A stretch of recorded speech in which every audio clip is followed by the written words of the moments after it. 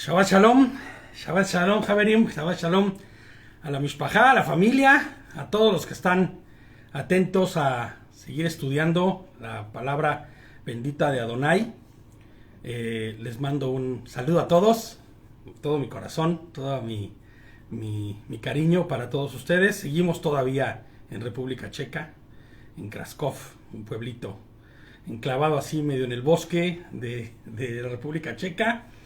Y bueno, esperemos ya pronto poder volver, porque esto se ha aplazado ya un poquito más de lo que se esperaba. Es cuestión de trabajo simplemente, pero nada que nos impida, como lo he dicho todas estas veces, adorar a Adonai. Inclusive no solo adorarle, sino estudiar su palabra y poder guardar Shabbat y hacer todo conforme a su voluntad, porque en su palabra está escrito, ¿no? A donde quiera que vayas, en donde quiera que te encuentres, harás esas cosas. Y entre esas cosas está honrar a Adonai, guardando cada uno de sus moeds, de estas citas divinas, que no son otra cosa más que una fiesta para honrarle a Él y glorificarle a Él. Entonces, el día de hoy sí vamos a tener Ruth, sí vamos a seguir con Ruth en nuestra parashá. Ya habíamos terminado propiamente todos los capítulos, todo el consejo ya se había dado, y bueno, pues vamos a empezar con nuestro estudio, con una pequeña introducción. Ya saben que yo tengo mis pequeñas introducciones, y bueno, para entrar en contexto, la introducción es necesaria, ¿no? Solo entendamos que va a ser Ruth, capítulo 3. Entonces, el capítulo 1 y 2 de esta preciosísima historia, que la verdad me fascina, y que hemos optado por empezar a enseñarla, no de una forma literal con la historia, sino más bien transpolándola o llevándola a lo que es nuestra relación como pueblo y todo lo que tiene que decirnos Adonai en esta historia, ¿no?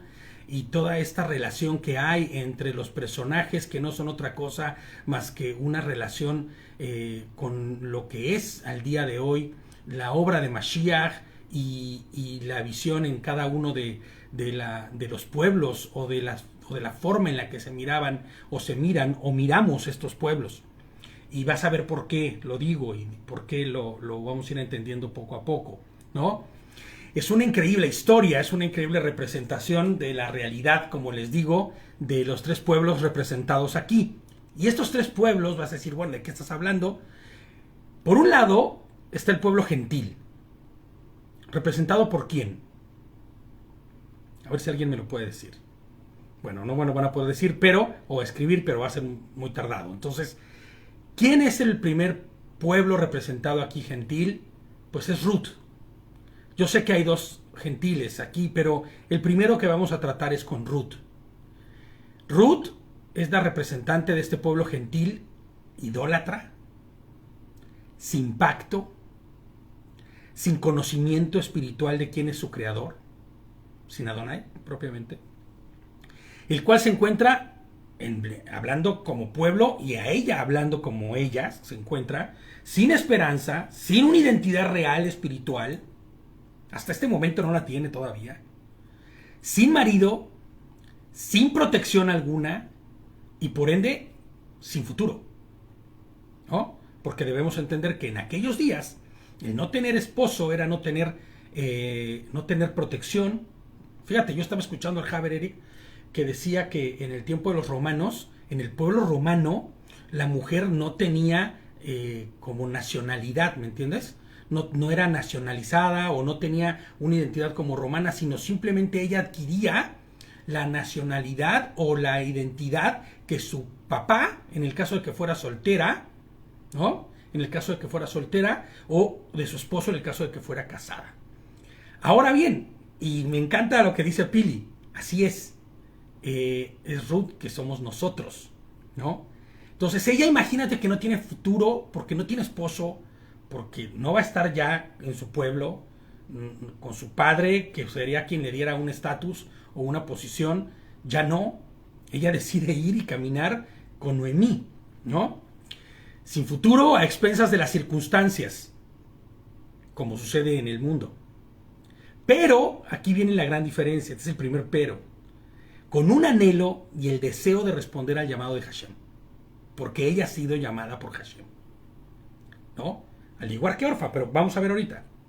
Y encontrarse con su creador, tal y como nos sucedió, como bien dice Pili, a ti y a mí. Porque, ¿se acuerdan cómo era el título del capítulo 1, ¿no? Y que les decía yo que debíamos tenerlo siempre presente en todos y cada uno de los capítulos que vamos a leer. Ruth somos tú y yo. Ruth somos tú y yo. Entonces, así como nos sucedió a ti y a mí, Yehoshua nos llamó, porque Él fue quien nos llamó, nosotros no lo buscamos, y lo único que hicimos nosotros fue responder al llamado. Respondimos al llamado. Ahora, por otro lado está el pueblo judío, representado por Noemí. Nada mejor de lo que estaba el pueblo gentil representado por Ruth, porque este pueblo judío representado por Noemí le ha dado la espalda al Creador. ¿Por qué? Porque ella, ¿se acuerdan lo que hizo ella? Ella salió hacia Moab, ¿no? Fíjate, es bien curioso cómo dice, yo salí con las manos llenas, ¿no? Y mira cómo me ha traído Adonai de vuelta vacía. Y la pregunta aquí sería, ¿por qué si tenías las manos llenas te fuiste a Moab? ¿No? Pero la realidad es que ella está mirando las cosas desde el ángulo y el punto de vista, siempre mirando la pena y el dolor, pero no el propósito de Adonai, del por qué sucede cada cosa, y la respuesta a esas cosas que nosotros hacemos, que resultan siempre mal, como en este caso, sin esposo, sin hijos, sin nada, pues es natural culpar a Adonai, ¿no? En el pensamiento humano, pero no así en la realidad. Entonces, fíjate nada más, ¿no? Está este pueblo judío representado por Noemí, que le ha dado la espalda a su creador, viviendo de igual forma que como los gentiles, conforme a las circunstancias. Y fíjate, ahorita que estamos estudiando con David Jueces, pues nos debe de quedar clarísimo esto.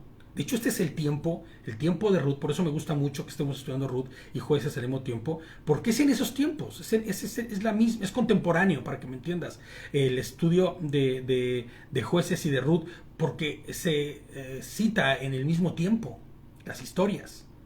Entonces, viven conforme a las circunstancias. Ella, así como el pueblo de Adonai en ese entonces, o Israel, lleno de amargura. Ahora, fíjate lo que te voy a decir. Sin esposo. Noemí también perdió a su esposo, pero Israel también perdió a su esposo. Se divorció de Adonai propiamente, con toda esta forma de idólatra de vivir, ¿no? Y esta forma idólatra de actuar, en donde tenía que venir un juez mandado por Adonai para que entonces despertara el pueblo y dijeran, ah, sí, sí, es cierto, sí, ah, sí, Señor, que aquí estás. Uf, ¿cómo lo fuimos a olvidar? Pero apenas este juez desaparecía o ya no estaba en vigor su ministerio, y el pueblo volvía nuevamente a lo mismo. Entonces, Noemí está igual, el pueblo judío se encuentra exactamente igual, en la misma condición, sin esposo, viviendo conforme a las circunstancias. El problema con el pueblo judío, o el problema con Noemí, es aún más grave, porque existe una circunstancia muy importante. Ellos sí conocen a Adonai. Y aún así, conociendo a Adonai, inclusive la misma Noemí, conociendo a Adonai, hace lo que acabamos de decir, que todo el que es conocedor de Dios, pero que no le tiene en su corazón, y que no, o más bien no entiende, más bien dice conocerle, pero no le conoce, lo primero que hace es echarle la culpa a Dios, ¿no? Mira mis circunstancias, ¿por qué yo, Señor? ¿Por qué a mí? ¿No? Cuando no entiende Noemí que ella fue quien hizo también que su circunstancia fuera esa, ¿no? Entonces, aún conociendo a Adonai, no honra a Adonai, no le da el loor que él merece. Inclusive, fíjate, aún conociéndole a Adonai, es que yo no puedo creer esto, ¿no? Vive sin el gozo de Hashem. Porque nosotros podremos estar pasando por cualquier circunstancia, por terrible que parezca, pero siempre está el shalom de Adonai en nuestra vida. O eso es lo que debería, y espero que todos los que estemos aquí podamos decir eso. Las circunstancias son terribles, nos está pasando alguna catástrofe, alguna calamidad, simplemente Él mira el mundo, cómo se encuentra, pero tenemos la esperanza de que Adonai en su momento vendrá y nos rescatará y nos transformará, ¿no? Habitará entre nosotros. Tenemos el gozo de Hashem, el gozo que Yehoshua nos dio con la seguridad de nuestra salvación en la cruz, ¿no? Pero Noemí no lo tiene. Noemí no lo tiene, y esto me hace saber que ella no conoce aún todavía a Hashem, ¿no? Y les pongo yo aquí un pueblo con una verdadera urgencia de Hashem, inclusive mucho mayor que la de los gentiles. Y esto es algo que la gente a veces como que no dimensiona. Y esto es algo que es también contemporáneo el día de hoy. Todo el mundo dice, es que es judío. Oh, entonces está más cerca de Dios. ¿Perdón? ¿Es real? ¿Es real esa declaración? ¿Sin Yehoshua puedes estar más cerca de Dios? Pues no. Fíjate, tengo un conocido que acabamos de conocer aquí, a un conductor de un camión, de estos de Cemex, y habla español porque estuvo en España 10 años y hemos hecho una amistad con él. Y entonces la forma que él se comunica con la gente que es de fuera, pues no conoce, no sabe usar el WhatsApp, no sabe usar el Telegram, sino que él ocupa el Facebook, ¿no? Y el Messenger de Facebook. Entonces, en mi foto de Facebook yo estoy con un talit y tenemos una menorá. Y entonces él asumió que yo era judío y me dijo, oye, aquí en este pueblo, cerca de aquí, hay una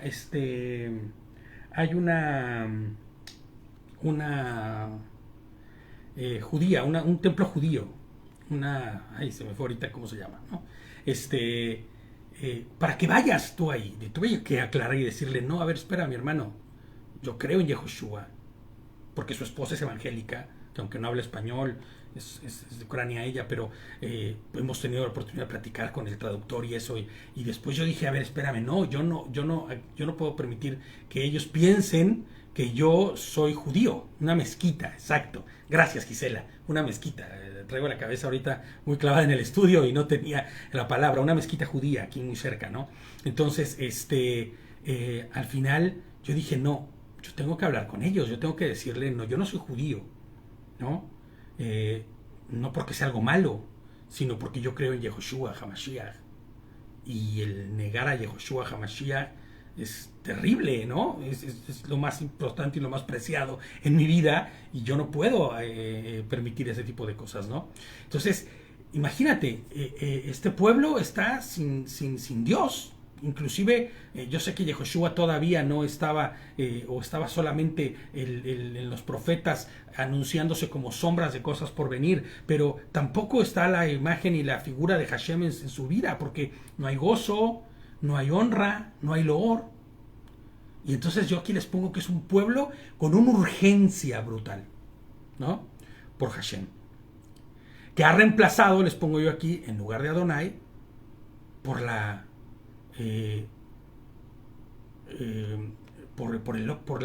centrarse en el loor, la gloria, pero al hombre, ¿no?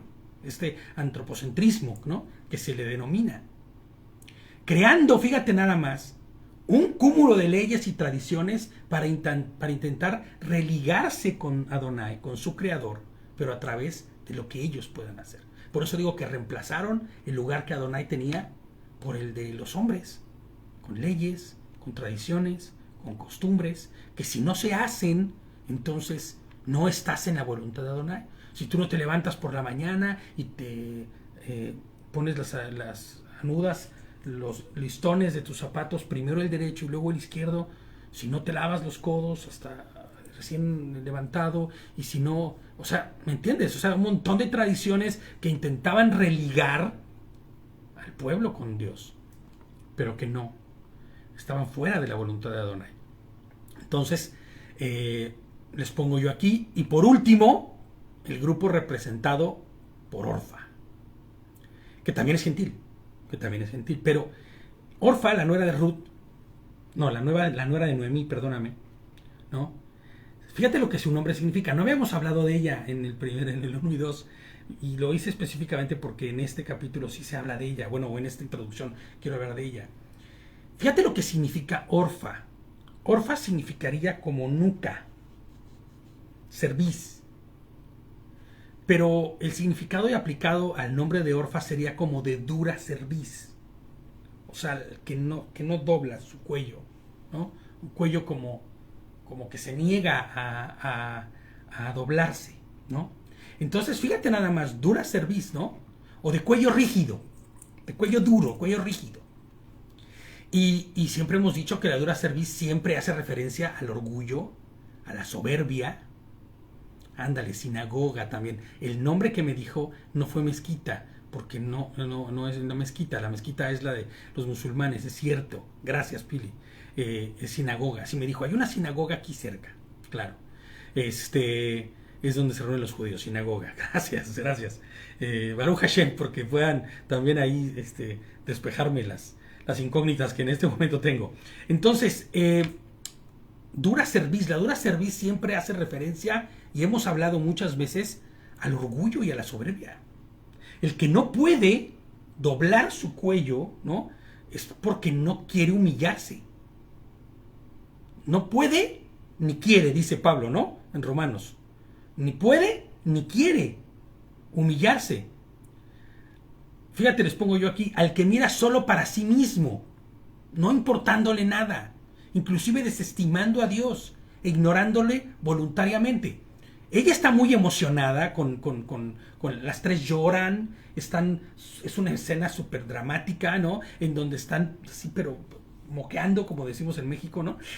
Llorando y no quiero dejarte. Pero al momento en el que Noemí le dice, bueno, hijas, yo no puedo ofrecerles nada, hasta luego. Ella realmente dice, sí, creo que nada me puedes dar y no tengo nada. A donde tú vas, yo no tengo nada, ni voy a recibir nada, y la verdad es que prefiero asegurar mi vida para poder tener un futuro. Fíjate nada más lo que está haciendo Orfa aquí, cuando en realidad ella tiene la oportunidad. Ella fue llamada igual que Ruth por Adonai. Y quiero que hagamos el símil de esto con el mundo que actualmente vivimos. Porque muchos de nosotros hemos sido llamados. Muchos de los nuestros han sido llamados. Y no todos han respondido. Inclusive al principio pareciese que sí responden. Al principio pareciese que ya están caminando. Pero en cuanto les dices, oye, pero fíjate que hay que guardar Torah. Fíjate que Adonai nos ha llamado a guardar Shabbat.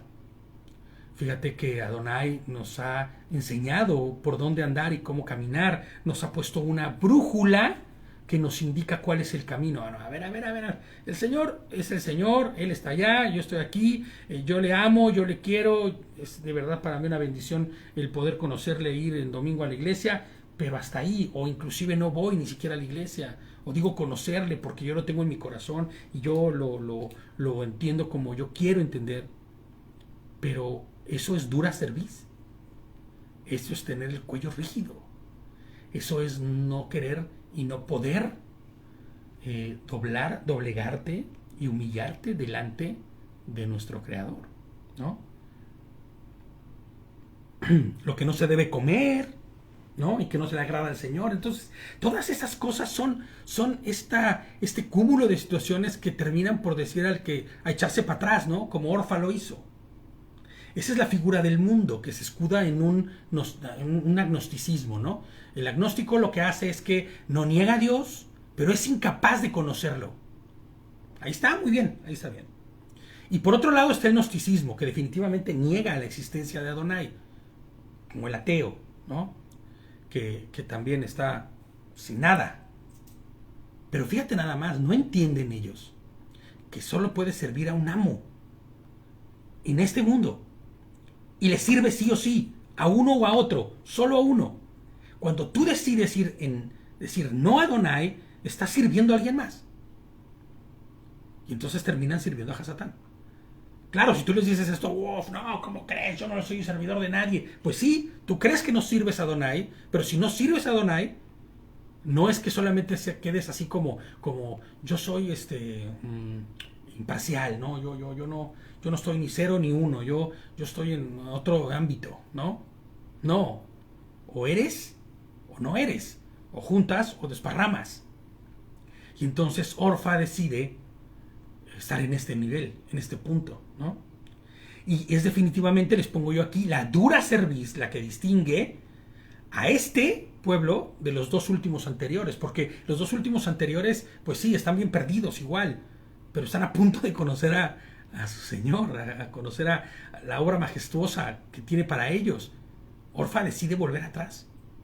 Ya una vez habiendo conocido al Eterno, porque es lógico que Noemí, aunque estuviera bien desarraigada tal vez de la Torá, pues ella cantaba el Shema tal vez todas las mañanas, como la tradición lo indica, y hacía un montón de cosas que le llevaban, no comía determinadas cosas, porque dudo mucho que ella como una verdadera judía hubiera llegado allá y se hubiera, como decimos en México, soltado el chongo, se hubiera soltado el pelo y hubiera dicho, no, hombre, pues ya nada, ya no estoy en Jerusalén, ya no estoy en Bethlehem, ya no estoy ahí, ya no estoy en Belén, bueno, pues ahora sí hagamos lo que queramos. No creo que haya sido así. Y las dos tuvieron la oportunidad de conocer un poco de Adonai.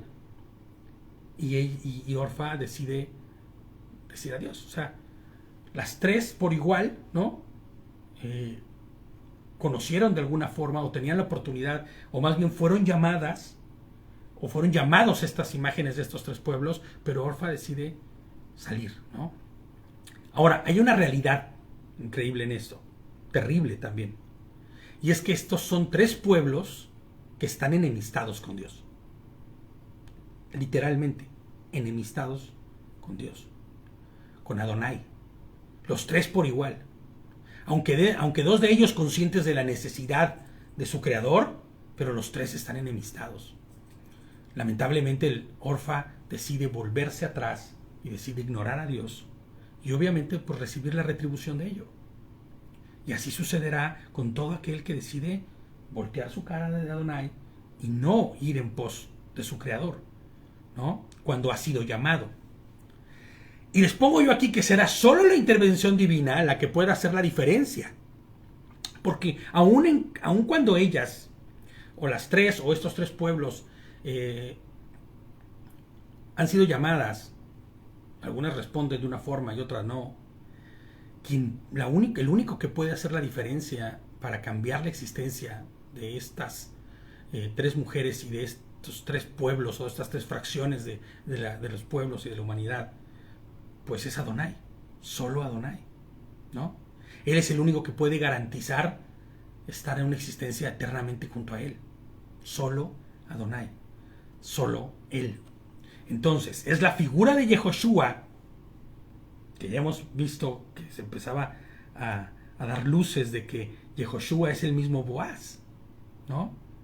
El que redime la condición no solo de Ruth, sino de Noemí, ¿no? De Noemí misma, pues han vuelto a Israel, han vuelto a Belén. Pero yo les pongo aquí algo muy importante: no están volviendo al Israel geográfico, porque tal vez todo el mundo pueda pensar que estaban fuera de Israel, y como ya volvieron a Israel, entonces ya en cuanto entras y cruzas la frontera y presentas el pasaporte, ¿no? Ya mira mi nacionalidad o lo que sea, ya estás en la bendición. No, no en el Israel geográfico al que están volviendo. Han vuelto al Israel de Adonai, y tú vas a ver ahorita por qué, ¿no? No vamos a terminar los 4 capítulos ahorita, vamos a ver el capítulo 3. Entonces vamos al capítulo 3 de Ruth.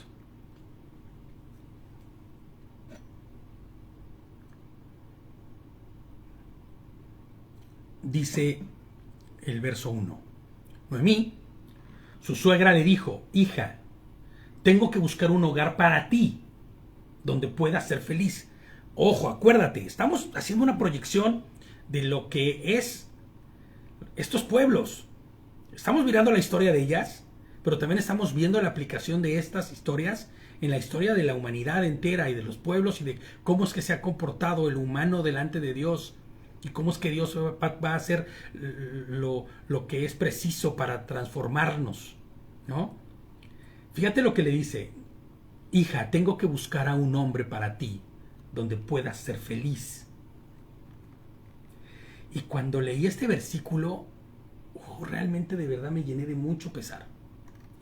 Porque yo les pongo aquí que en realidad, o sea, no por la historia como tal, porque qué bueno, si ella está buscando que sea feliz, no, sino cuando miro al contexto de la realidad del pueblo de Israel, del pueblo judío, del Israel geográfico.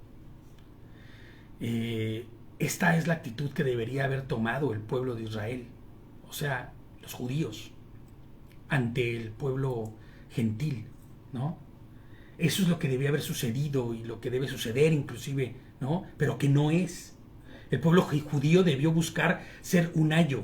¿Se acuerdan lo que dijimos que era un ayo, no? Un tutor, un maestro que deseara, como si fuese un padre que desea ver a un hijo caminando por la verdad, a los gentiles, haberlos llevado a la presencia de Adonai y no haberse guardado la ley de Dios y haberse creído ellos los poseedores de la verdad y un pueblo apartado, solo ellos, nadie más puede serlo. Y no fue así, ¿no? No, era un pueblo que estaba siendo llamado por su creador, pero que el mismo pueblo que estaba ya caminando conforme a la ley que él había dado, conforme a los decretos, conforme a los hukim, a los mishpatim, ¿no? Nadie del pueblo judío decide decir, mira, ven, te voy a enseñar. Claro, había prosélitos, pero en ese proselitismo lo que hacían es que ellos, como hasta el día de hoy, te introducen a una religión, a una relación no con Adonai, sino con sus propias reglas, con sus propias formas y con sus propias cosas. Y si tú no haces paso 1, paso 2 y paso 3, entonces significa que no puedes y no tienes presencia ni entrada a Adonai. Y no es así, no tenía por qué haber sido así. Entonces, por eso yo me lleno de mucho pesar, porque esta es la realidad de lo que debió haber sucedido. Aquí sí, Noemí está actuando de una manera correcta, el deber ser de lo que era o de lo que debía haber sido el pueblo judío en su momento, ¿no? Buscar que ellos encontraran su hogar, Adonai, ¿no? Que el pueblo gentil encontrara el camino de vuelta a casa. Lamentablemente, pues no es así, no fue así y no es así al día de hoy. Y en esa obstinación, fíjate nada más, es tan grave este problema que en esa obstinación terminaron negando a Mashiach. No. No puede ser. El Mashiach tiene que traernos la libertad de los pueblos opresores, y como no nos está trayendo la libertad y ya ni siquiera promete que nos va a liberar del yugo romano, pues no es Mashiach. No puede ser. No, y menos un Mashiach que va a morir. ¿Cómo crees? Y se cerraron, ¿no? Lamentablemente, pues así sucede el día de hoy también. Y entonces les pongo yo aquí, esta es la historia del deber ser de lo que debería haber sido en lo que compete al pueblo judío, representado por Noemí aquí. Eso es lo que debió haber hecho. Lo que está haciendo Noemí es lo que debió haber hecho el pueblo judío. Haber dicho, hijita mía, hijitos míos, ustedes gentiles, que en un tiempo les llamamos despectivamente nombres de animales, que eran peor que una cucaracha para nosotros. Creo que no hemos entendido el plan de Adonai, y por eso es que hoy estamos volviendo y queremos que vengan no a una tradición, sino al conocimiento verdadero. Eso sería increíble, fantástico, ¿no? Me dice mi jefe, me dice, es que ya pues como que tiene duda, porque es como muy, muy impactante para la gente que yo use los tzitzin, que yo no coma cerdo, que yo guarde Shabbat, y que al final te digan, bueno, ¿tú eres judío? Y que tú le digas, no, ni quiero serlo. Bueno, entonces eres cristiano. Bueno, sí soy cristiano, pero yo guardo Torah y hago muchas cosas que no se hacen en el cristianismo, porque el cristianismo ha ignorado esto. Y entonces él me dice, de una manera muy chistosa, me dice, o sea, tú estás en medio. Tú estás entre uno y otro. O sea, tú estás en medio, porque tú me dice, tienes lo mejor de cada parte, ¿no? Y le dije, pues lo que tengo y lo que sí es lo mejor es que tengo a Mashiach, ¿no? Y tengo su palabra, y tengo su guía y su dirección para vivir de manera correcta, ¿no? Y entonces eso es lo que debió haber sucedido en su momento. El pueblo judío haber traído al gentil hasta ahí y haber caminado los dos hacia un punto intermedio en donde realmente haberse despojado de todas las tradiciones banales que no llevan y que limitaban al pueblo y que siguen limitando al pueblo judío a tener una percepción clara hacia Mashiach, y todo el pueblo gentil que ya es creyente, como ahora el pueblo evangélico, por decirlo de alguna forma, o creyente en Cristo, pues también despojarse de todas esas cosas que han sido imputadas como creyentes, y entonces empezar a realmente vivir el plan correcto de Adonai, ¿no? Yo le doy de verdad gracias a Hashem porque nos ha abierto los ojos, porque hoy podemos caminar conforme a su voluntad, porque podemos guardar Torah, porque hoy podemos guardar Shabbat, porque hoy estamos en imperfección, porque ninguno de nosotros es perfecto, caminando conforme a su voluntad, y ahí vamos tropezando y nos levantamos, y aunque estemos con el chipote aquí terrible porque nos dimos uno durísimo, nos levantamos y decimos, yo no voy a quedarme ahí, yo voy a seguir caminando conforme a la voluntad de Adonai, ¿no? Fíjate lo que dice el 2. Ahora, ahí está nuestro pariente Boaz, con cuyas criadas has estado. ¿Se acuerdan que ella iba y levantaba el trigo y la cebada y estaba trabajando con ellas? Mira, le dice, esta noche él va a estar aventando la cebada en la era. Y es como una pequeña,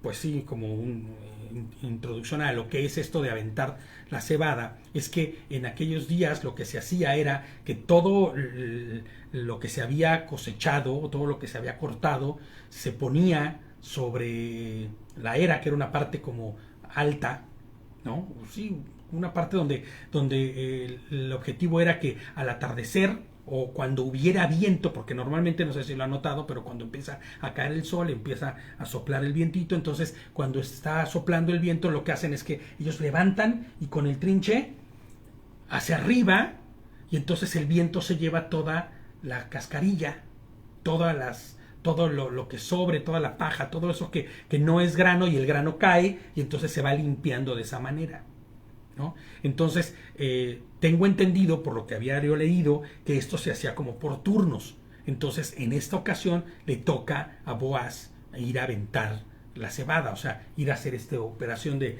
aventar hacia arriba para que todo se volara y entonces empezar a limpiarla, ¿no? Pero fíjate lo que les pongo yo aquí. Ahí está Mashiach, nuestro pariente cercano, quien puede redimirnos a ambos pueblos. Él estará aventando, dice, les pongo yo aquí, él estará aventando la cebada, limpiando el grano, quitando lo que nos sirve, limpiando el grano. Y fíjate lo que les pongo yo aquí. Estará limpiando el grano de la cizaña. ¿Se acuerdan lo que dice Mateo 13? Vamos a ir a Mateo 13, vamos a Mateo 13. Mateo 13. Del verso 37 al 43. Porque le preguntaron los apóstoles y le dijeron, oye, Señor, explícanos esto que acabas de decir de la parábola, ¿no? Y en respuesta les dijo, el que siembra la buena semilla es el Hijo del Hombre. El campo es el mundo. La buena semilla son los hijos del reino, y la cizaña son los hijos de Hasatán, el maligno, los que le han negado, ¿no? Aquí está la presencia de los tres pueblos, ¿te das cuenta? De estos que estamos hablando. El enemigo que la sembró es el acusador, Hasatán. La cosecha es el fin de los tiempos, el fin del mundo. Y los cosechadores son los malajim, los mensajeros, ¿no? Los ángeles. De manera que como se recoge la cizaña y se quema en el fuego, así será el final del mundo. Porque cuando dividías tú la cizaña, cuando había crecido mala hierba, que es la cizaña, dentro de tu trigal o de tu plantío, de lo que fuera que estuvieras sembrando, lo que tú hacías es que al final los separabas, hacías los paquetes, ¿no? Los bultos estos, y eso iba, pues no servía de nada, eso era cizaña y se tiraba al fuego. Y fíjate en la figura de lo que Mashiach nos enseña, Dice que de manera que como se recoge la cizaña y se quema en el fuego, así será el final del mundo. El Hijo del Hombre enviará a sus mensajeros y recogerán de su reino a todos los que causan tropiezos y a los que hacen maldad. Y los echará en el horno de fuego. Allí habrá llanto y crujir de dientes, ¿no? Entonces, dice, los justos resplandecerán como el sol en el reino de su Padre. El que tiene oídos, que oiga, ¿no? Claramente, o sea, el que ha entendido, o el que pueda entender, entienda que lo que estamos hablando no se trata de algo literal, sino que se está hablando de la situación espiritual del pueblo, del mundo entero, ¿no? Propiamente hablando, les pongo yo aquí, y de una forma poética, que por cierto es muy exquisita, se nos presenta este mismo escenario, ¿no? ¿Quién es el único que puede redimirnos? ¿Quién es el único que tiene la capacidad de poder redimirnos? Pues un pariente cercano, ¿no? Él estará limpiando el grano, literalmente, conforme a lo que acabamos de leer. Y ese día habrá gran gozo, aunque también habrá lloro y crujir de dientes y habrá lamentaciones, pero habrá gran gozo. ¿Sabes por qué? Porque Yehoshua mismo se estará regocijando en el cumplimiento de su propia obra, ¿no? Fíjate lo que dice el 3 de nuestro texto base de Ruth 3. Así le dice Noemí a Ruth, le dice, así que tú te bañas, te perfumas, te vistes y bajas a la era. Esto tiene una implicación mucho mayor que solamente decirle, perfúmate, vístete bonita y ponte chula. No solamente eso, Pero no te des a conocer al hombre hasta que él haya acabado de comer y de beber. No es solamente el que ella se haya puesto guapa. No. Tiene que ver más con limpiarse espiritualmente, ¿no? Fíjate lo que dice Lucas 1:75. Y es que te bañas, te perfumas, te vistes y bajas a la era. Será como si estuviese diciendo, renuncia de una vez por todas a todo lo que creías antes. Ya no eres nada de lo que eras antes. Ya no hueles ni olerás nunca más a lo que olías en Moab o como moabita. Debes dejar de una vez, es más, inclusive te voy a decir algo y lo voy a decir también más adelante. Vas a dejar el luto de una vez por todas. Ese luto que tenías inclusive por mi propio hijo, ya no lo vas a tener. Está diciéndole, vas a quitarte el luto. Pero no es solamente ya no vas a tener el luto porque el que era mi hijo y que era tu esposo, sino que es propiamente renunciarás a todo lo que significaba Moab para ti y te vas a poner como si fueses una verdadera israelita, ¿no? Como si fueras una verdadera, pues sí, del pueblo de Dios, ¿no? Entonces le dice, así que tú te bañas, te perfumas, te vistes y bajas a la era, pero no te des a conocer al hombre. Entonces estábamos en Lucas 1:75. En santidad y en justicia delante de él todos nuestros días. Eso dice Lucas 1:75. Y eso es lo que nosotros deberíamos hacer para ir y presentarnos delante de Boaz. La santidad y la justicia de Adonai delante de él todos nuestros días. Fíjate lo que dice Efesios 5:27. Es un poco la representación de lo que ella está haciendo. Para presentársela a sí mismo como una iglesia radiante, dice, ¿no? Sin mancha ni arruga, ni ninguna otra imperfección, sino santa e intachable. Y esta es un poco la imagen que yo tengo cuando veo a una Noemí diciéndole a Ruth, tienes que deshacerte ya de todo lo que había antes. Tienes que entrar en la santidad que el Señor nos ha puesto y dejar de una vez por todas ya, si es que había en ti todavía algún requicio de idolatría, si había algún requicio todavía de adoración a tus ídolos o inclusive a tus costumbres y tradiciones, a partir de este momento, mi hija, ¿no? Porque la está tratando como una hija, como si fuera una madre, debes deshacerte de eso, ¿no? Entonces fíjate lo que dice el 4, cuando él se acueste, tú observarás el lugar donde él se acuesta, y vas y destapas un sitio a sus pies y te acuestas ahí. Él te va a decir lo que debes hacer. Y yo ahí, esto no lo puse en mis notas, pero yo ahí dije, a ver, estos traen algo coludido, ¿no? O sea, ya Noemí habló con Boaz o ya traen ahí como un acuerdo o algo, pero te vas a dar cuenta que no, nada de eso existe en la historia. Ella le respondió, voy a hacer todo lo que tú me digas. Esto es increíble. O sea, que Ruth responda a Noemí, que es su ayo, ¿se acuerdan? Es su tutor, que es quien le está instruyendo, y le diga, sí, voy a hacer todo lo que tú me dices. Ese es el anhelo de todo creyente, que le hablas de Torah, que le enseñas a guardar cada uno de los mandamientos de su palabra, adorar a Adonai a través de la figura de Yehoshua, que es uno mismo, y que ellos te digan, sí, voy a hacer todo lo que tú me digas. Eso, wow, sería como fantástico, ¿me entiendes? Fíjate, les pongo yo aquí como comentario, si mal no recordamos, y por eso les digo que íbamos a hablar en el futuro de esto, y fue muy, muy cercano, Ruth aún está de luto, aún guarda el luto por su esposo. Y vestirse con un vestido bonito, arreglarse inclusive, representaría pues deshacerse de una vez por todas del luto. Ya no puedes estar más en luto. Y tú sabes, y esto no sé si lo sepa, pero es de dominio público, cuando una mujer está en luto, pues si yo tengo interés, bueno, yo no porque estoy casado, pero si un hombre soltero está interesado por una mujer, y es soltero también él, y la mujer acaba de perder a su esposo, él no puede acercársele en ningún momento mientras que no ella salga de rompa su luto. Mientras ella esté en luto, es imposible acercarse a ella porque significa que ella sigue todavía doliéndole a su marido y que no va a haber ninguna posibilidad. Entonces lo que le está diciendo ahí es, tienes que romper el luto, ¿no? Ya no seguir con el vestido de silicio o esta actitud como de tristeza. Ya no puedes más. Ya no puedes más. Entonces dice el 6, ella bajó a la era e hizo tal como su suegra le había indicado. Boaz comió y bebió y con el ánimo contento se retiró a dormir. Muchos piensan ahí que se puso como medio happy, alegre, pero no es cierto. Él está contento por lo que está sucediendo. Es su era, es su trabajo, es su trigo, es su grano, ¿no? Es su cebada. Y se retiró a dormir al lado del montón de grano. Entonces ella fue sigilosamente, destapó un sitio a sus pies y se acostó, ¿no?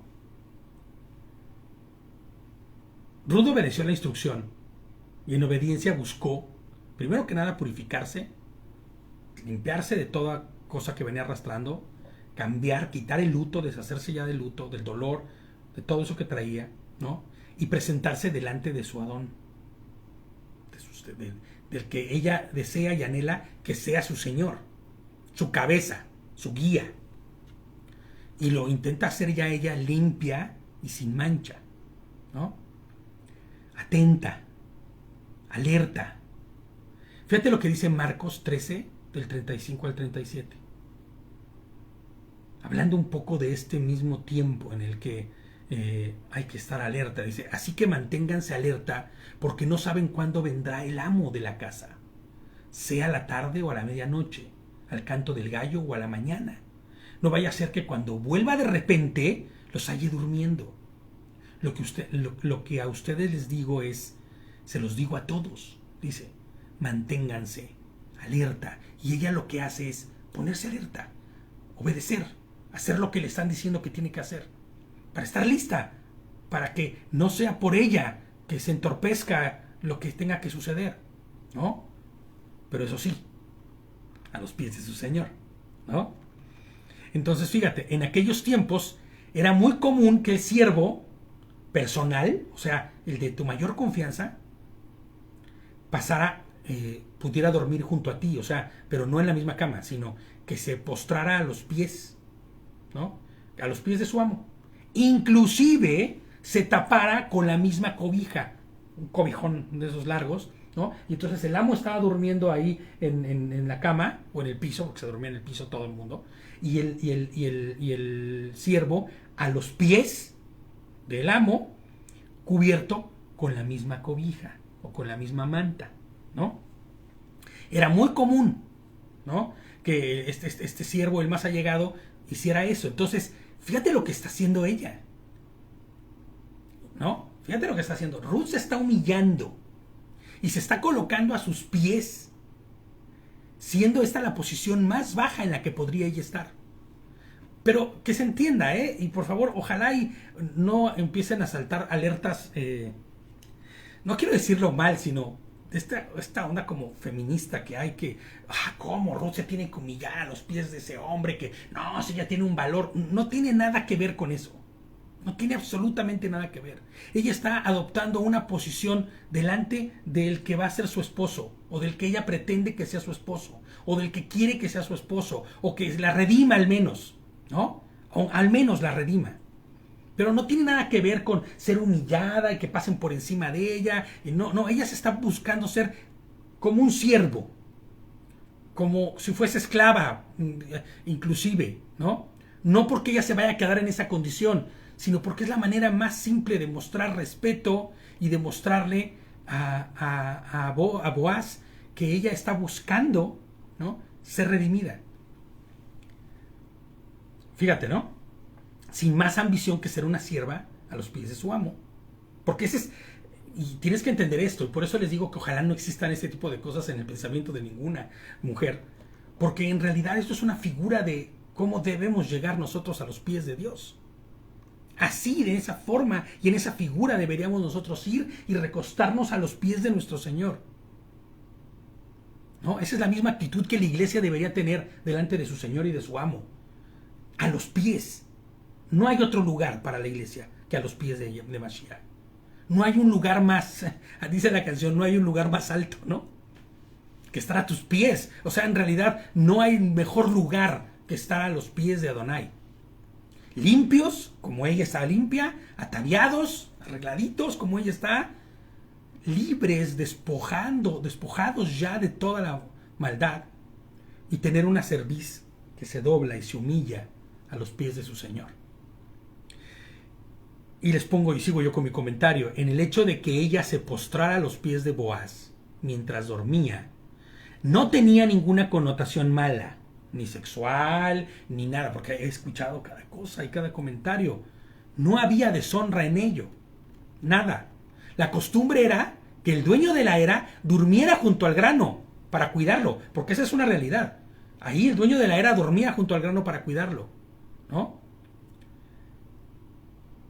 Boaz no se quedó dormido ahí porque estuviera borracho, ni nada por el estilo, ni nada. O sea, él estaba contento y estaba durmiendo junto a la era porque esa era lo que se hacía en aquellos días. Así era como se hacía. Y obviamente el siervo, el más allegado, dormía a los pies de él porque estaba ahí para servirle, ¿no? Entonces ella lo que está haciendo es asumiendo esta posición para decir, yo estoy aquí, ¿no? A la medianoche él se estremeció, se despertó y se volteó y vio a una mujer acostada a sus pies. Me imagino que hasta dijo, órale, hágase para allá, ¿no? Hágase para allá, él es un hombre correcto, él es un hombre recto. Entonces él le preguntó, ¿quién eres tú? Y ella respondió, soy Ruth. Fíjate lo que dice, si estás leyendo junto conmigo, dice, su servidora, su sierva, ¿no? Y fíjate lo que le dice ahí. Y esto es un lenguaje lenguaje de Medio Oriente, muy de las costumbres en esos días, ¿no? Extienda su manto sobre su servidora, porque usted es pariente que puede redimirme.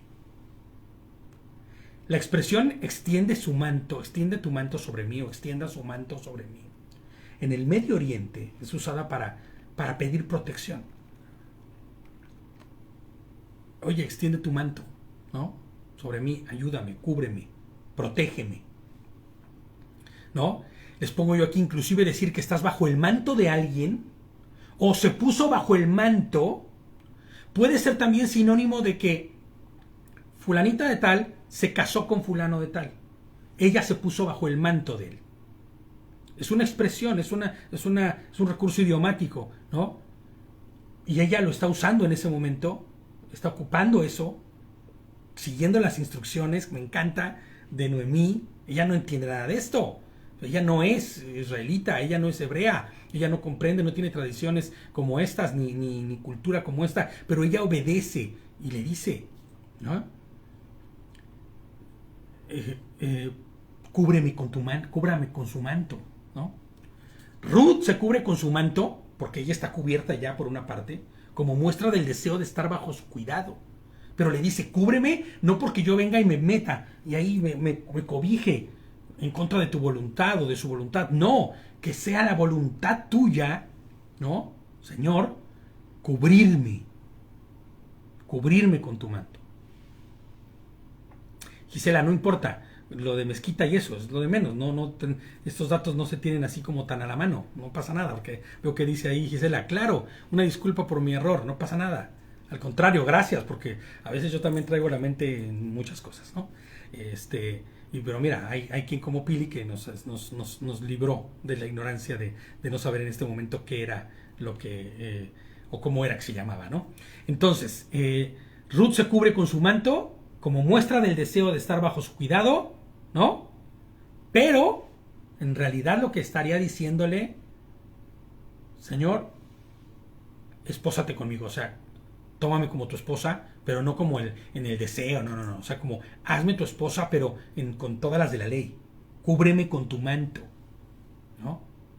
No había nada indecoroso en ello, no había atrevimiento alguno, ni siquiera decir, oiga, hágase para allá, órale, ¿no? Con el pie, como que se cubro con el manto, no. Y te voy a decir por qué no había nada indecoroso, inclusive, no había atrevimiento alguno. Porque realmente Boaz, conforme a la ley, es quien está habilitado para hacer eso, para redimirla. Inclusive ella podría no exigírselo, porque no tiene cómo exigírselo, pero sí hacer lo que está haciendo ella. Es natural, es normal, no tiene nada de malo, no hay nada malo en ello. El que ella vaya y le diga, cúbreme con tu manto, redímeme, ¿no? Les pongo yo aquí, esta acción de Ruth es un poco el recordarle a vos la posibilidad que tiene, ¿no? Es como decirle, oye, tú eres quien puede redimirme, que no se te olvide. O ya lo habías considerado, ¿no?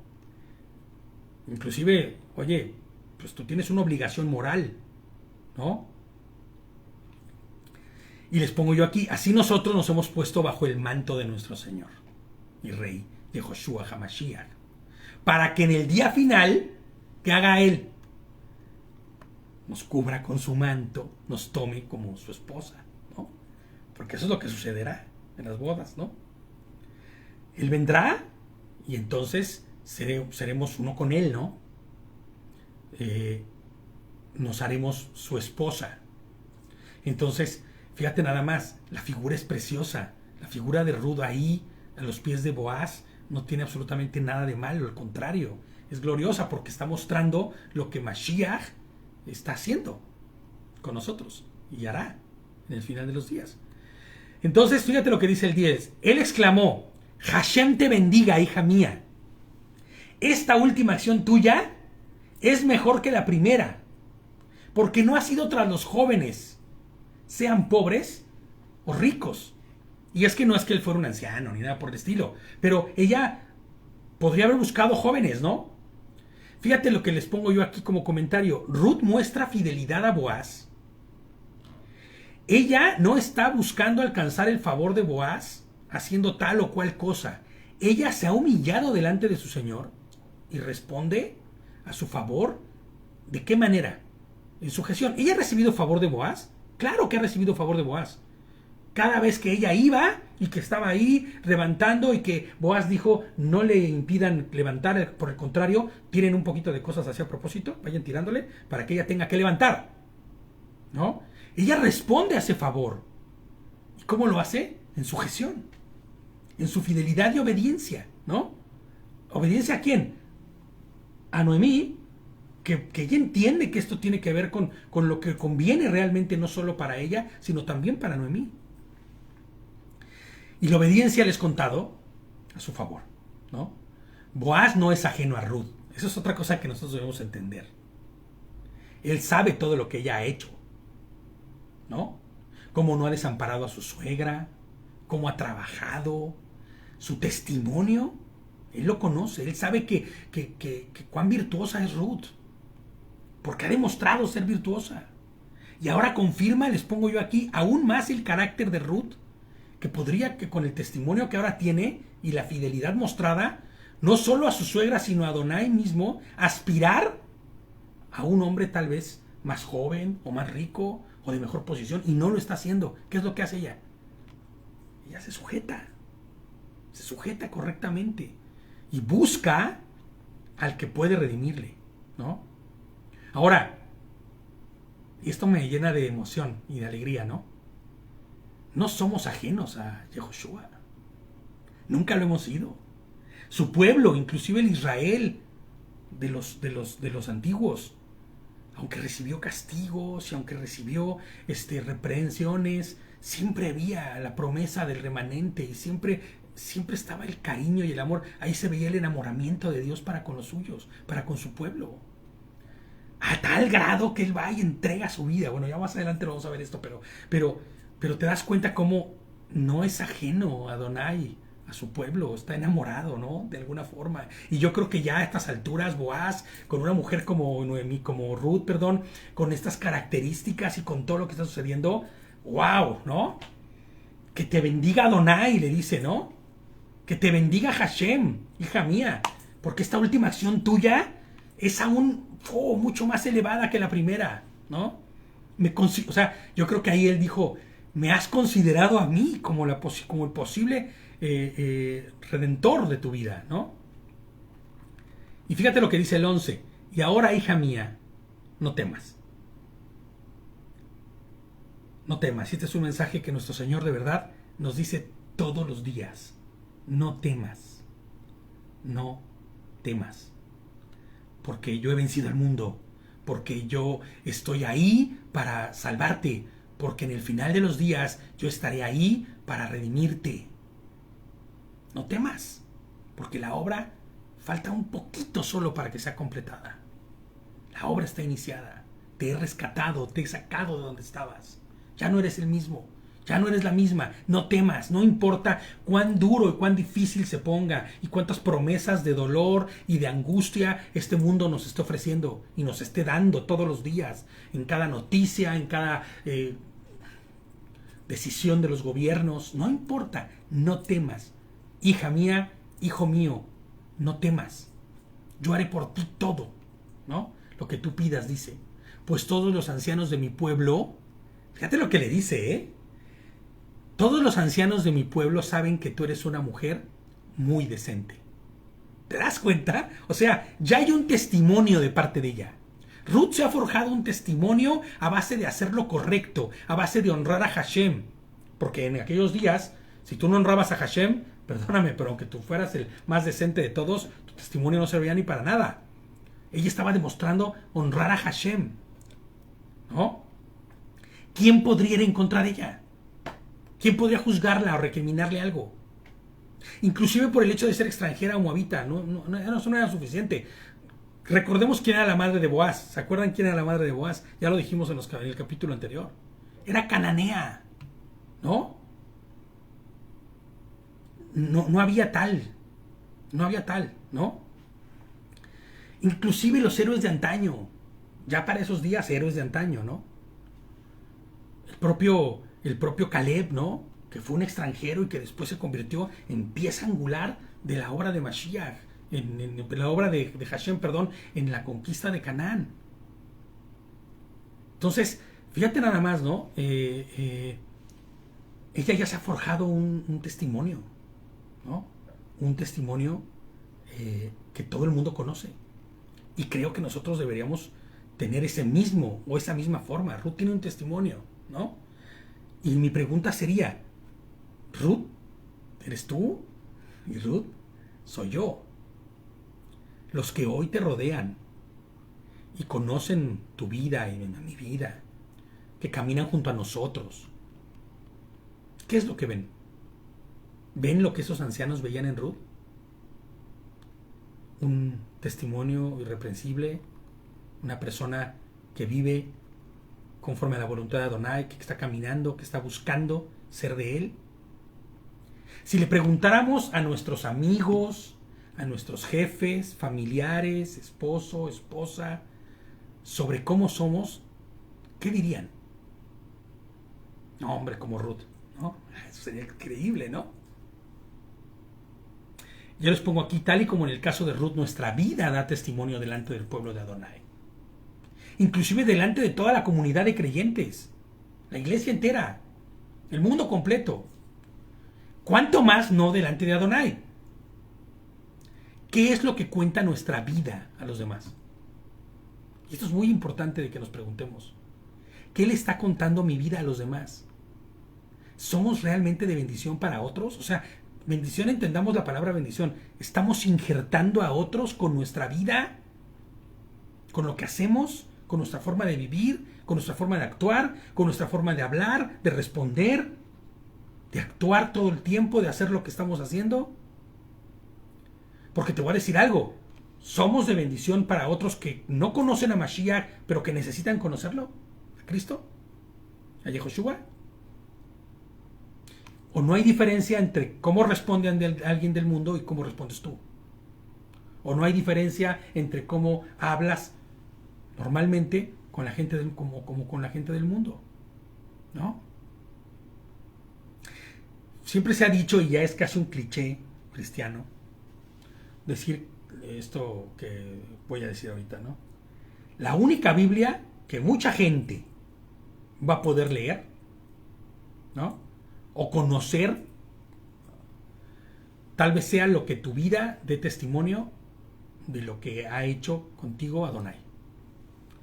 Esa Torah que tú hoy estás viviendo, que estás leyendo, que estás estudiando y que está transformando tu vida, puede ser tal vez la única Torah que otros escuchen, lean y puedan conocer.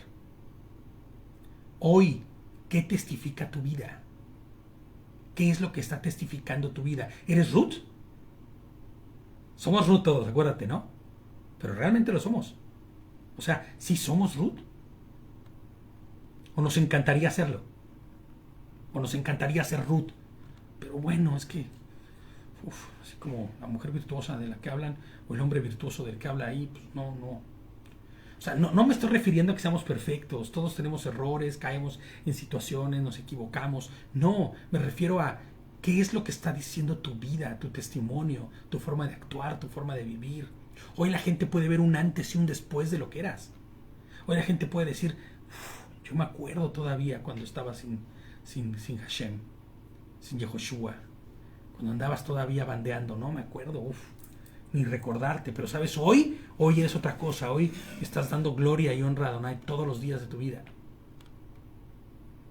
¿Qué testifica nuestra vida hoy?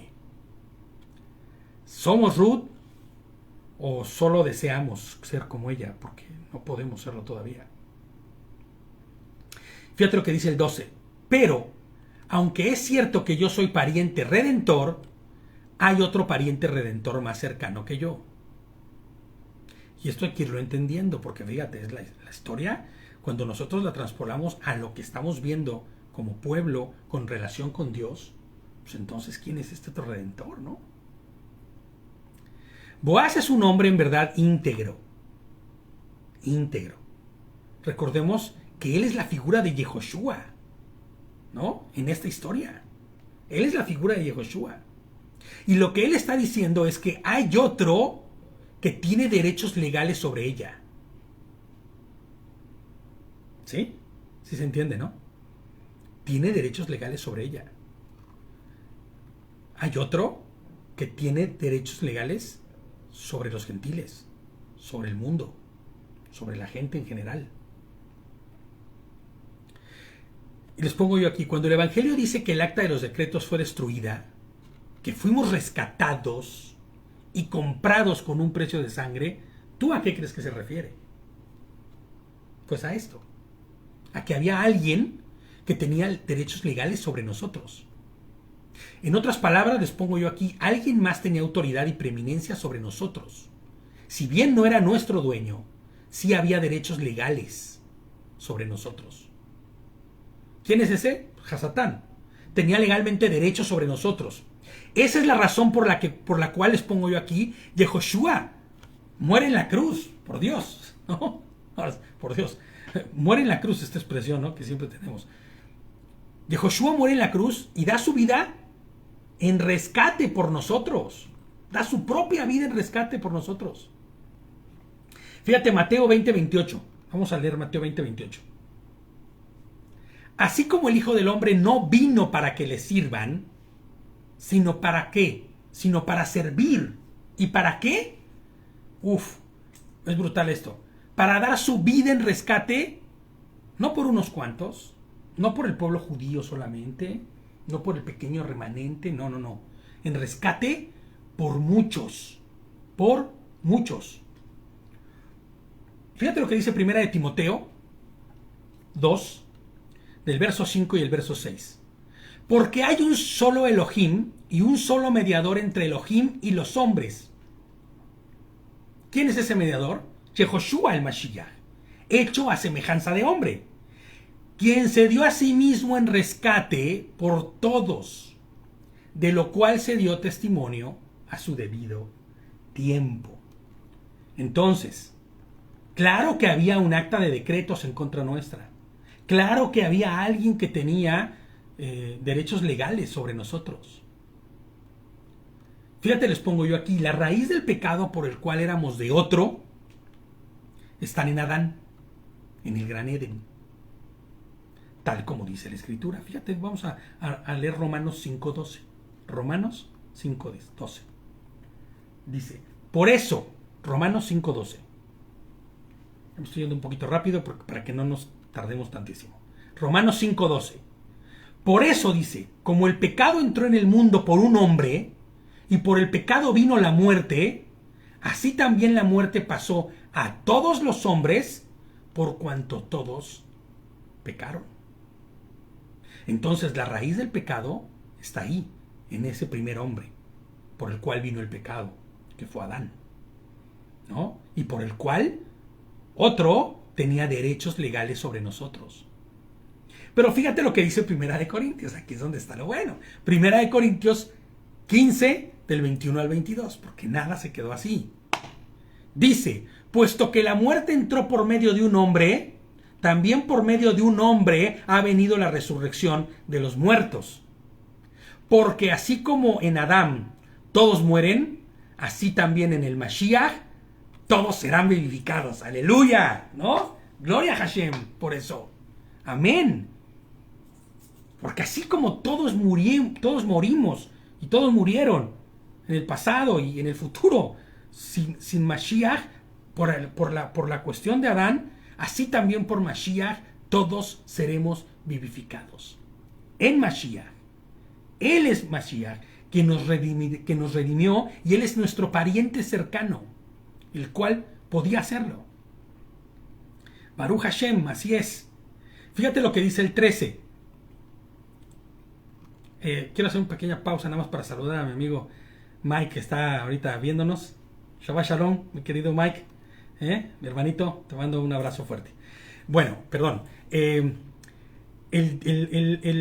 13, el versículo 13 dice, pasó la noche, luego cuando sea, dice, pasa la noche ahí, luego cuando sea de día, si Él actúa como redentor, está bien, que te redima. Pero si Él no quiere actuar como redentor, Él está hablando a Boaz, acuérdate, a Ruth, le está diciendo, pasa la noche, luego cuando sea de día, si Él actúa como redentor, está bien, que te redima. Pero si Él no quiere actuar como redentor contigo, por vida de Hashem, que yo te redimiré. O sea, Él ya está jurándolo ahí. Él ya hizo un juramento. O sea, jurado está que si Él no te redime, te redime yo. Acuéstate hasta la mañana. Y fíjate lo que les pongo yo aquí como comentario. No podría Boaz haberlo dicho, ¿no? Déjame hablar con... O sea, fíjate, ¿no? Boaz podría haber dicho un montón de cosas, pero fíjate, no podría haber dicho, déjame hablar con este otro familiar. Yo voy a ir a convencerlo, igual y le doy una lana, como decimos en México, el soborno, la coima en Perú, ¿no?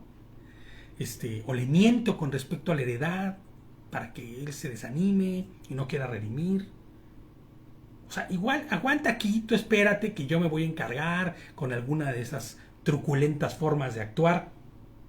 No, él no está diciendo eso, ¿no? O sea, él no le está diciendo, pero de que se hace, no te preocupes. No, él le dice, ¿no? Si él decide redimir, pues que redima, ¿no? Pero si él decide que no, ahí sí entonces No habrá duda alguna, ¿no?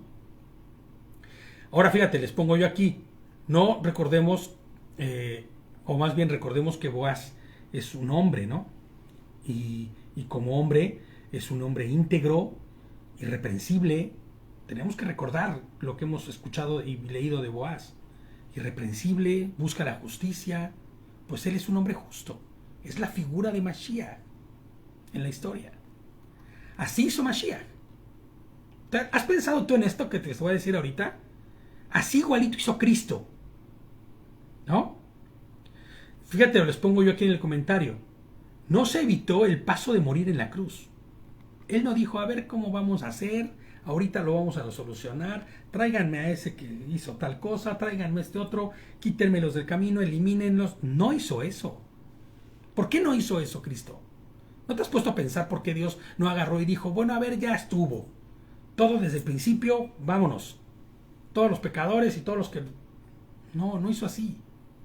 ¿Por qué no lo hizo así? Adonai no se evitó, Cristo mismo no se evitó morir en la cruz. ¿Por qué fue que no destruyó en un chasquido de dedos a sus enemigos? Todavía les pongo yo aquí en el comentario, igual un poco exagerado. ¿Por qué no nos rescató al mejor estilo SWAT? ¿No? O mandó al mejor equipo SEAL para rescatarnos, ¿no? De ángeles. Y quitar el poder que tenía Hasatán sobre la humanidad. Pues no pudo, y no, más bien, perdón, no es que no pudiera, no lo hizo así por una simple razón, que ya creo que conocemos todos. Él es un Dios justo que se sujeta a su propia justicia. ¿Sí estamos de acuerdo? Él es un Dios justo que se sujeta a su propia justicia. Les pongo yo aquí, la justicia la aplicó aún por encima de él mismo. Se hizo en forma de hombre y se entregó en su propia vida de hombre, o como en la figura de hombre, para que se hiciera justicia. Él vino a redimirnos y él pagó un precio altísimo. ¿Cuál fue el precio?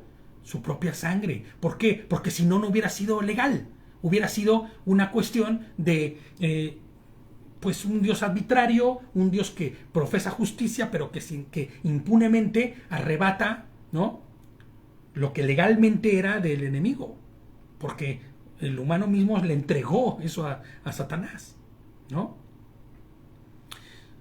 Dice Pili, porque su amor por nosotros es más grande, además ya era el plan para rescatar a toda la humanidad. Exacto, pero en el plan podría haber sido, pues, mandar al equipo SWAT de Los Ángeles y elimínenme a este y quítenlo del camino. No hubiera habido justicia en ello.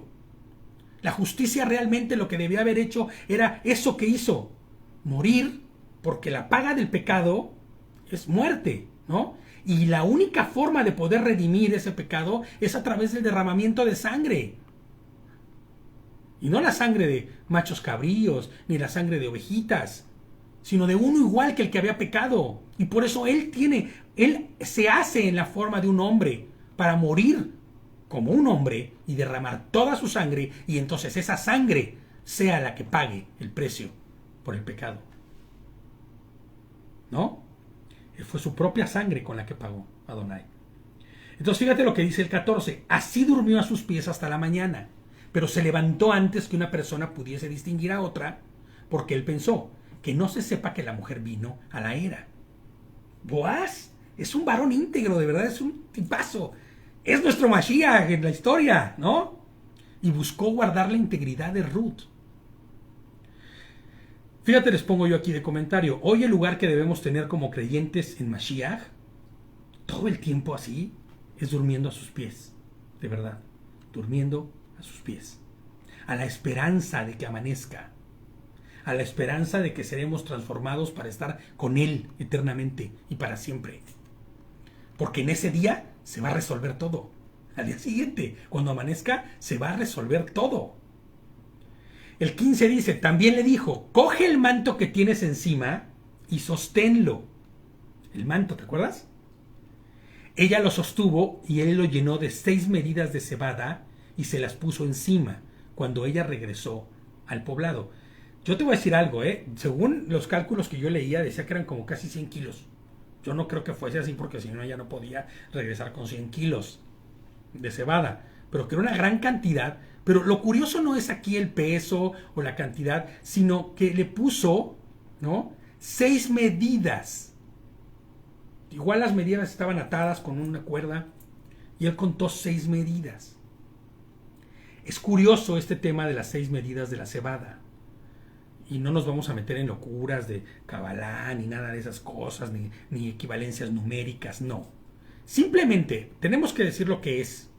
En el lenguaje bíblico, el número 7, ¿qué representa? Ya lo hemos dicho muchas veces. No representa la perfección y no sé qué, no. Representa lo que está completo en este mundo, en esta tierra. Lo que tiene principio y fin. Y por ende, ya no le hace falta nada. Es perfecto porque está cerrado, está completo, ¿no? Está terminado incluso. Por eso se le ha dicho que es el número de la perfección, pero en realidad no es así. Realmente no es así. Realmente lo único que está diciendo es que lo que está es algo que tuvo principio, que está terminado y no le falta nada. Ahora, si Boaz le hubiera dado 7 medidas de grano a Ruth, ¿cuál hubiera sido el mensaje que le estaba dando Boaz a Ruth?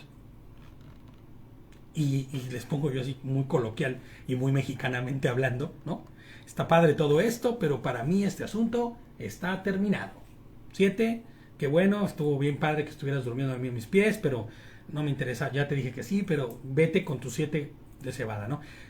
Ella tal vez no va a entender nada, porque no tiene la cultura de saber qué significa el número 7.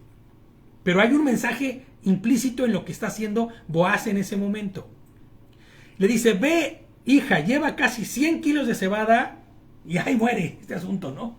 A ver si con eso ya queda cubierto y te olvidas de venir a buscarme para que te redima. O sea, propiamente eso es lo que hubiera entendido Noemí cuando llegara con sus 7 porciones de cebada y hubiera dicho, uff, de plano de verdad te dio 7. En el mundo hebreo, eso tiene un mensaje específico. Pero Boaz le da 6 medidas para que Ruth, les pongo yo aquí, ¿no?, lleve esto con Noemí, y Noemí, que sí sabe lo que significa, porque para Ruth no significa nada, le pueda decir, el mensaje es claro, tranquila, hija, tranquila, él se va a encargar de todo, porque es lo que le dice. Fíjate lo que le dice el 16, fue donde su suegra y ésta le preguntó, ¿cómo te fue, hija? Ella le contó todo lo que el hombre había hecho por ella, y añadió, me dio estas 6 medidas de cebada. La verdad, yo creo que ni lo esperaba, ¿no? Y me dijo, porque no tenía para qué habérselas dado, pero se las dio para mandar un mensaje. Y le dijo, para que no vayas con tu suegra con las manos vacías. Involucró a la suegra, ¿te das cuenta? Porque la suegra sí entendía perfectamente de qué se trataba el mensaje. Y en el 18 dice, y Noemí dijo, quédate aquí, hija, hasta que sepas cómo resulta el asunto. Porque este hombre no va a descansar hasta que se resuelva hoy mismo este asunto. Ella entendió el mensaje perfecto. No ha acabado, está en proceso y lo vamos a terminar, ¿no?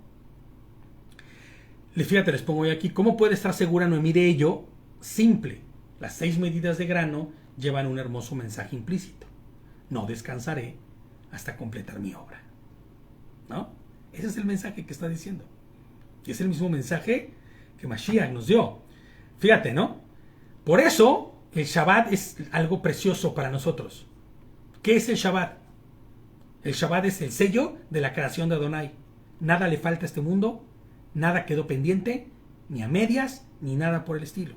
La creación es perfecta, no le falta nada. El Shabbat es el sello. El séptimo día descansó, ¿no? Y por eso nosotros guardamos Shabbat y sabemos que es perfecto lo que Adonai hizo, porque tenemos el regalo del Shabbat. Y por eso 6 días trabajamos, 6 días hacemos todo lo que necesitamos hacer y el séptimo día descansamos. Y no el séptimo día como el sábado, sino de la caída del sol del viernes a la caída del sol del sábado. Eso es un Shabbat. Ahora, fíjate lo que es increíble. Yo me puse a pensar en esto y me puse a investigar un poquito ahí y vi en qué año hebreo estamos. Fíjate, 6,000 años han pasado desde la creación, aproximadamente, ¿no? Inclusive actualmente estamos en el 5,782.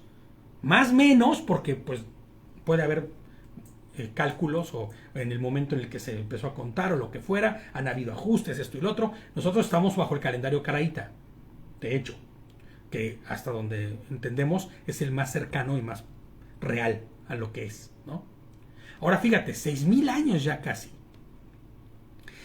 Y vendrá Mashiach a reinar. ¿Se acuerdan cuál es el tiempo por el cual el Señor vendrá a reinar? ¿Qué dice la palabra? ¿Que Él vendrá a reinar por cuánto tiempo? 1,000,000. 1,000 años, ¿no? Apocalipsis 26 dice. Apocalipsis 26. Dichosos y santos los que tienen parte en la primera resurrección. La segunda muerte no tiene poder sobre ellos, sino que serán sacerdotes de Dios y de Cristo. Hemos hablado muchas veces de esto. Y reinarán con Él. ¿Cuánto tiempo? 1,000 años. 1,000 años. Juntando así los 7,000. Una vez terminando ese periodo de los 7,000 años y la obra esté completada, ¿qué viene? La eternidad. La perfección, ¿no? Eternamente con Él y para siempre.